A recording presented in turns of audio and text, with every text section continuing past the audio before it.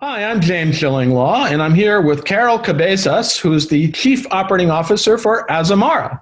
And we've been actually trying to talk to Carol because we want to find out what's going on with Azamara today during all this pandemic. And they have a wonderful product. And we were just talking earlier, and the last time I was on it was for the third ship, that they have in their fleet. And we're going to talk to Carol about how she's been dealing with the pandemic, what we're looking at for 2021 and beyond. And Azamara has always been known as a destination cruise line. In fact, they have trademarked that name, if I recall. So we're going to talk about that and what destinations they're going to in 2021 and beyond on Insider Travel Report. Now, first of all, Carol, how are you and where are you? I'm great, James. Thank you so much for asking. I am in Miami, although I finally got to wear a jacket, so it's not feeling as much like Miami anymore. Oh, is it getting cold down there now? It got chilly today. Of course, by northern standards, you'd say we're wimpy and we got our jackets on as soon as it dips below 70. But, we only have a few days of the year to use these kinds of things, right? No, absolutely. Well, it's getting cold up here, and it's about time when we're starting to think, dining outdoors? Don't think so. We'll see what happens. They brought out the heaters, but you got to come with a lot of stuff, so it's a little different in New York City. So now let's talk. Let's get to the nub of this. I mean, how has Azamara gotten through this crisis? What have you had to do? It's been about our phenomenal team pulling together. That's what it's really been about during this period.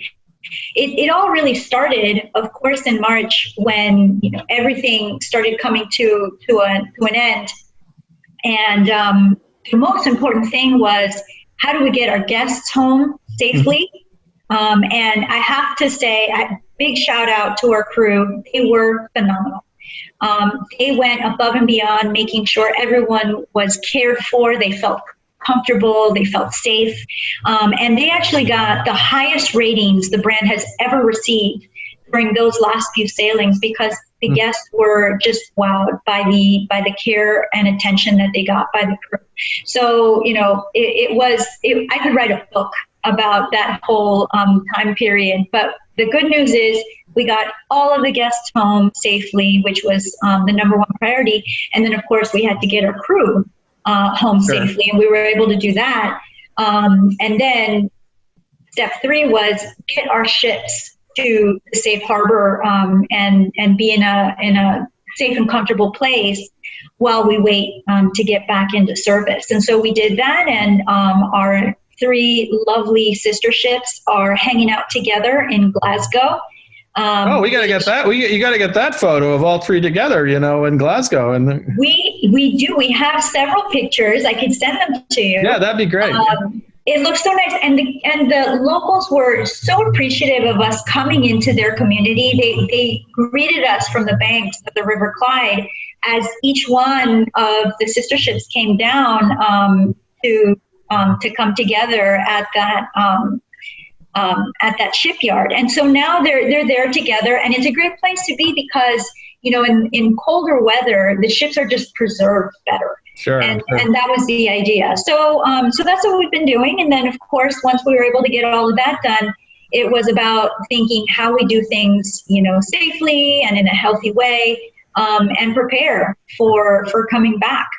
Well, I mean, right now, are you working? Have you had to change? Obviously, until you restart, and we're going to talk about exactly when that might, although I won't hold you to a date. Have you had to look at changing itineraries? Going forward, have you revamped any programs? Have you had a chance? Did you do any renovations to the vessels? So, during this period, what I felt was most important is to understand: is anything changing?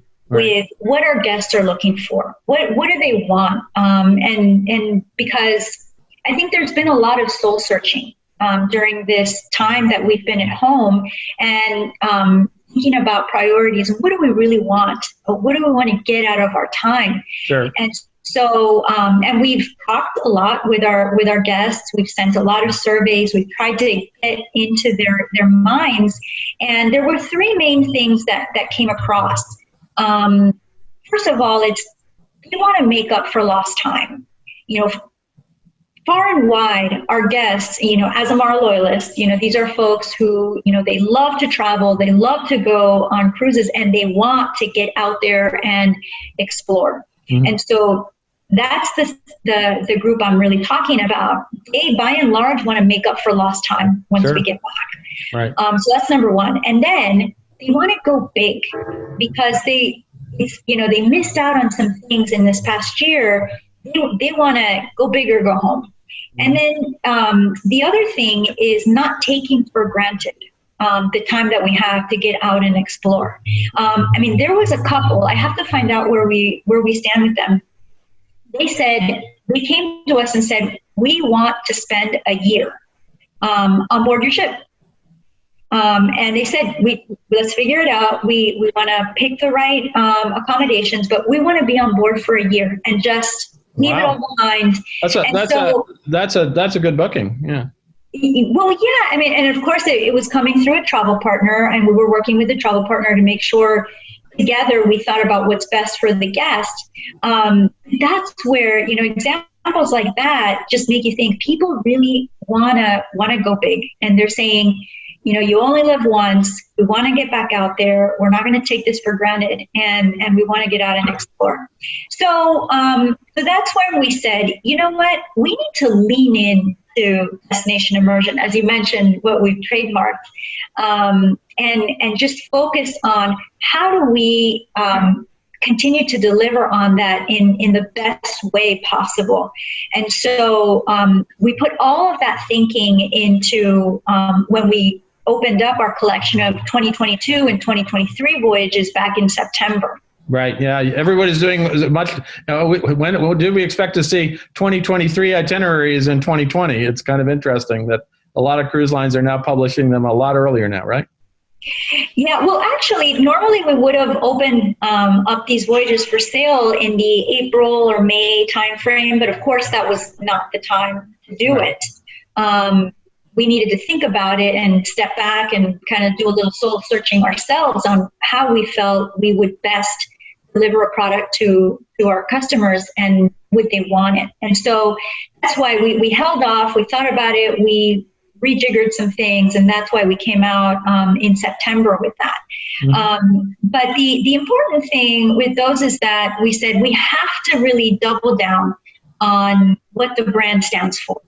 The destination immersion. And so, we have the greatest collection of country intensive voyages that we've ever had. In 2021, it's close to half of our voyages. And country intensive, just for anyone that might not have heard, is where we focus on one country. And so if it's Greek Isles, we are giving you the most immersive experience, going to as many Greek Isles you could possibly visit. And so that way you get the full perspective. No, and I know, and you're one of the few lines that do it. And whether it's the Greece or other destinations like that, I don't know very many cruise lines that focus on one destination, really. Yeah, we feel that's what it's not for every customer, but for somebody who's coming to Azamara, that's what they're looking for. But we also, granted, this is the core of our product, but of course, coming out of this pandemic, of course, we had to dedicate a fair amount of time to how we do this in a healthy and safe way. So along with our sister brands and a spectacular group of people within the corporation, we were working on how do we create this safe environment. And so Richard Fain, being the visionary that he is, created the Healthy Sail panel with the best minds in epidemiology and public health. And with that kind of guidance, we've been working on how do we still deliver a great destination immersive experience in a way that allows us to do it safely, considering what the experts say. Sure. Well, now you had the Healthy Sail panel, and you got great recommendations and a whole, I think, 72 points of looking at how to make cruise ships safer overall between the work that was done by Royal Caribbean and Norwegian Cruise Line Holdings. So But now your challenge, I guess, is to adapt all that and then look at what the CDC now has its phased-in approach to, return for cruising. And I assume that's what you're working on now, at least, or are you just going to say, the heck with it, I'm just waiting for the vaccine, right? Well, the vaccine will be fantastic, and something that's great for, at least for our segment of clients. They're probably going to be one of the earlier stages of people who will be able to benefit from the vaccine, which is great. No, but to your point, I mean, we absolutely need to make sure that we are living up to the highest standard of what we need to do. What's a little bit different for Azamara is that we're going to be operating primarily in Europe. Mm-hmm. We start in Europe, and we operate in Europe very, late into the fall season. And so it's a little bit different. We have to focus on what's called the healthy gateways, right, over in Europe.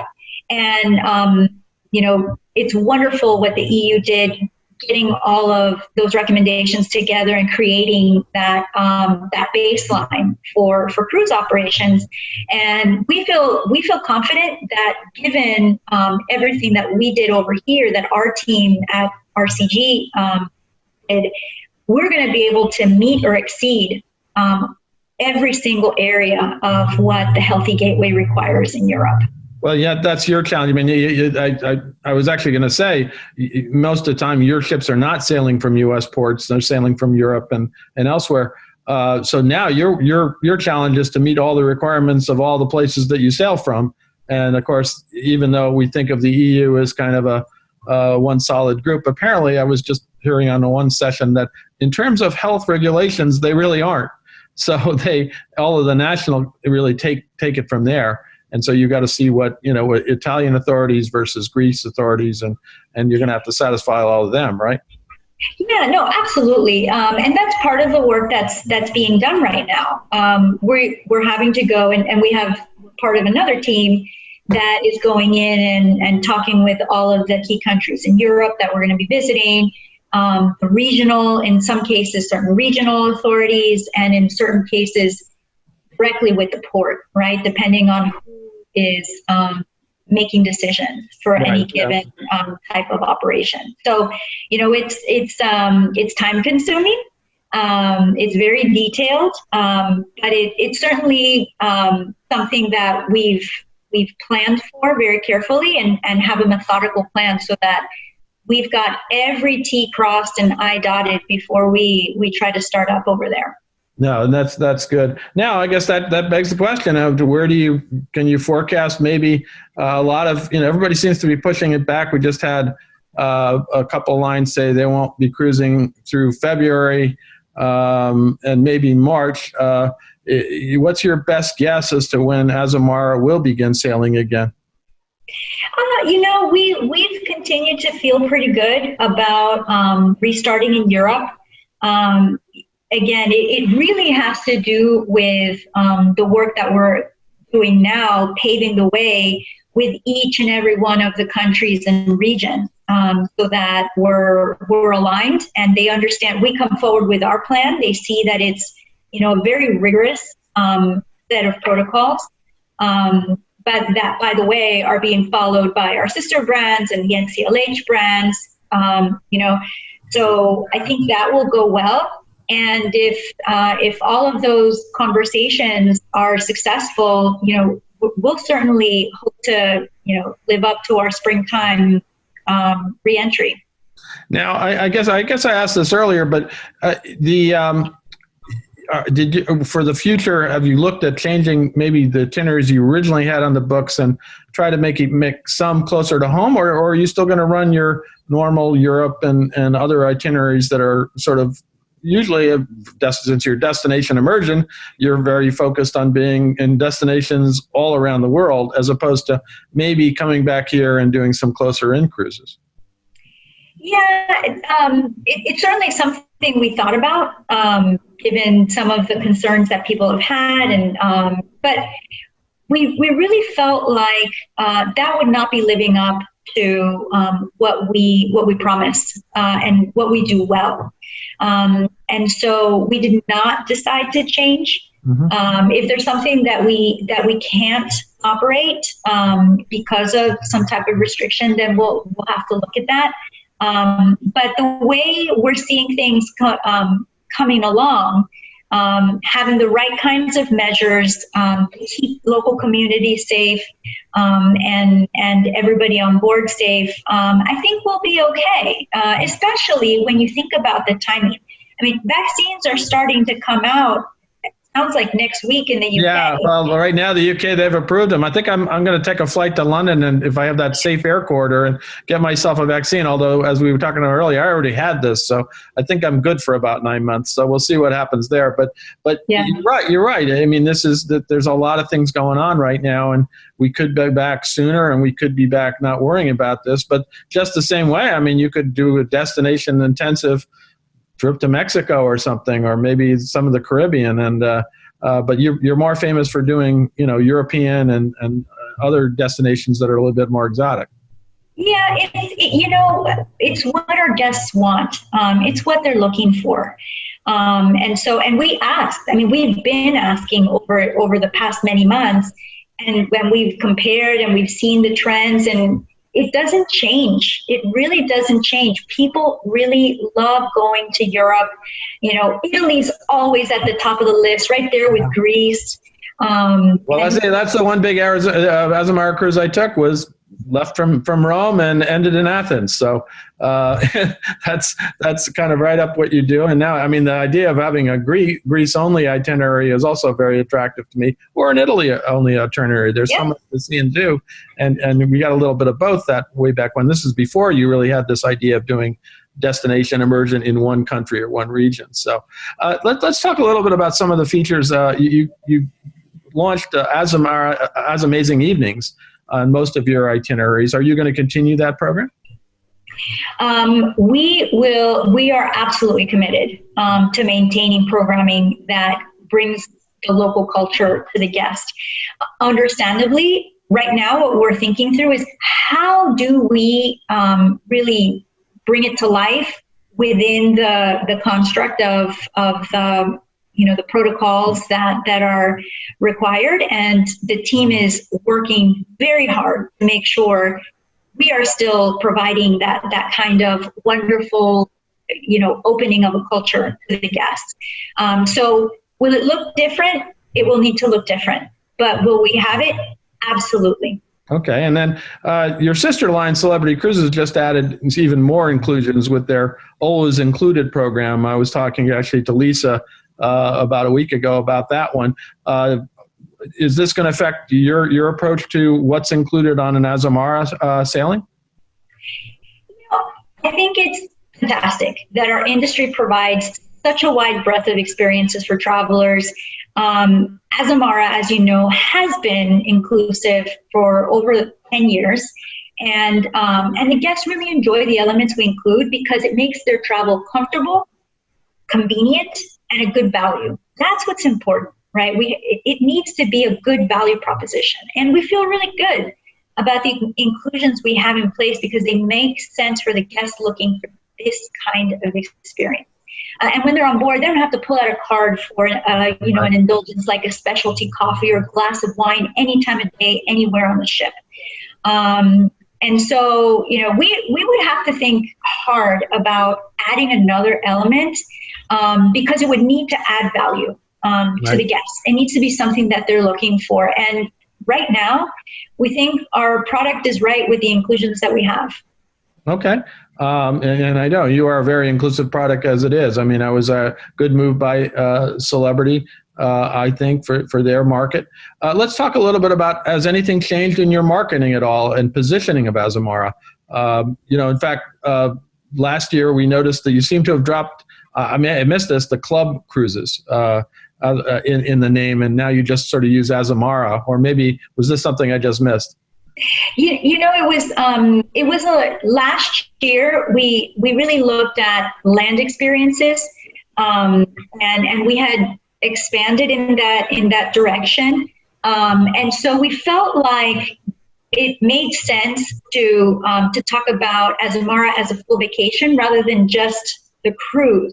And so we dropped the club cruise name. And so that's certainly something that we're going to continue to, explore once we get past, the current situation.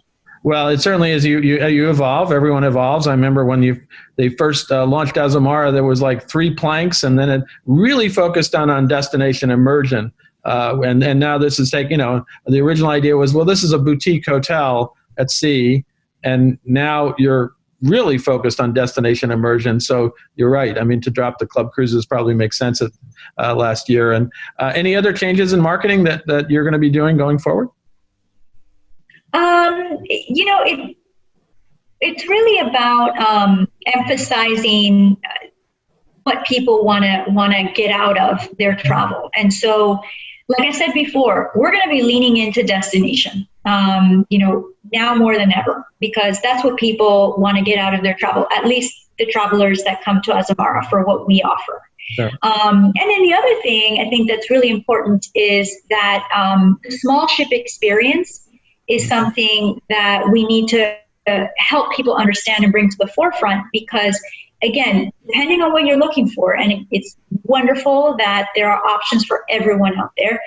In our case, we're offering a great experience in a small environment where you only have a few hundred people with you, right? And so there are not a lot of crowds, there are not lines, and the places that we go to, nearly half of the ports that we visit, large ships don't get into.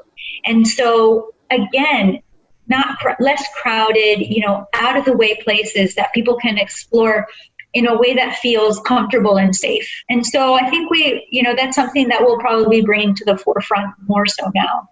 Now, we go out to about 100,000 travel advisors now. How should they be selling Azamara today? And what are kind of the main features and planks? Obviously, destination immersion is huge in selling the line to their clients. Yeah, I would say the important thing is helping people understand, what ways to explore they have.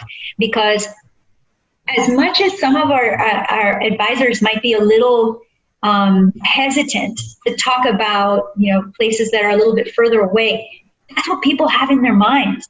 They want to get away from home. They've been stuck at home for months. Oh, yeah. You've been traveling. A lot of people have been traveling. They want to get away. And so I would say, like the same thing that we're doing, lean into talking about those experiences, even if they feel a little far-flung for the moment. And again, the same way we're going to be bringing this to the forefront is talk about how the experience of a small ship can really enhance the post-COVID experience, so to speak. And so, I would recommend those 2 things. Anything else you want to get out to our advisors out there about Azamara and what the future holds? One thing I would emphasize, building on the 2 things I was just talking about, is we are building up a library of masterclass webinars to help our travel advisors speak in a very confident way about these different destinations. And so we've already built, I think it's at least 4 different destinations. And I think in the next couple, on Thursday, Black Sea goes on. So I think we've got Greece, we've got Spain. And so use that reference material and those tools to get confident about speaking around destination. Mm-hmm. And then we're going to have another series as part of the masterclass to help rebuild your business, coming out of this period. No, then I'm sure that'll be very helpful. And of course, I'd like to attend the one on Black Sea. That's one area I've never done. Please It's do. very good. Well, Carol, I want to thank you for taking the time to talk about Azamara and where we stand today and where it's going to head tomorrow. And I'm really eager to get back on board. It's been a while. I've been on the ship a couple times, different ships, but the most recent one was Pursuit, right? Is that? Yep. Yeah, I got to remember. Yeah, I got to remember them all. But they're beautiful ships. They've been wonderfully preserved and renovated, and you keep on adding new features, and it's really an incredible experience. And especially the destination programs you have are I think a lot of people have kind of been imitating a lot of what you've been doing. I'm seeing a lot of this, overnight stuff, staying overnight in a port, staying longer in port. Those were innovations that Azamara did, and of course your As Amazing Evenings, which is a free, an event. It's an amazing event, and you get one of those in every cruise. So I think that was an amazing innovation, and I'm happy to hear you're going to continue that so far in a socially distant way, as we would say. But it's everything's going to change a little bit. Of course, then the vaccine comes, and maybe all bets are off. So we'll see what happens. Although I think we're still going to be, using a lot of the protocols even with the vaccine. Yeah, some things will have to stay, but a lot of things will be able to go back to, I guess, a little more normal. Great. Well, thank you. Carol, we've almost run out of time, but I want to thank you again. And I'm James Schillinglaw, and this is Insider Travel Report.